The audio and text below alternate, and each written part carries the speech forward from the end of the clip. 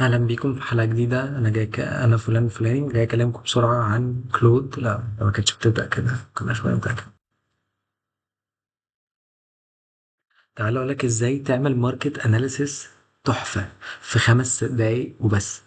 كل اللي عليك تعمله تفتح كلود. احنا كنا اتكلمنا في كلود قبل كده عن ارتفاكتس وازاي تعمل ابلكيشن وازاي تقدر تعمل ويب سايت محاكاة ويعمل لك الفيجوالز ويعمل لك الشكل ويعمل لك تفاصيل كتيرة قوي عن الويب سايت اللي في دماغك. انت كل اللي محتاج تعمله انك تديله كونتاكتس معين وهو هيعمله لك.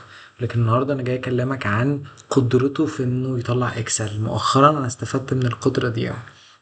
الموضوع ببساطة هتروح هتكتب برومبت: اعمل لي تحليل للماركت بتاع اللبس الشبابي، وفي الآخر طلعه لي على اكسل. وتستنى شوية، هنستنى شوية بس. ودي النتيجة زي ما انتم شايفين، اكسل كامل متكامل.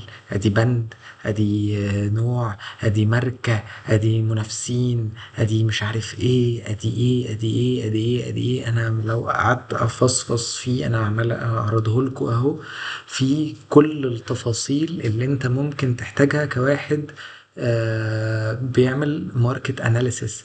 فانت في ثواني بقى معاك تحليل للماركت كله، بقت ايه نقط القوة نقط الضعف في كل التفاصيل.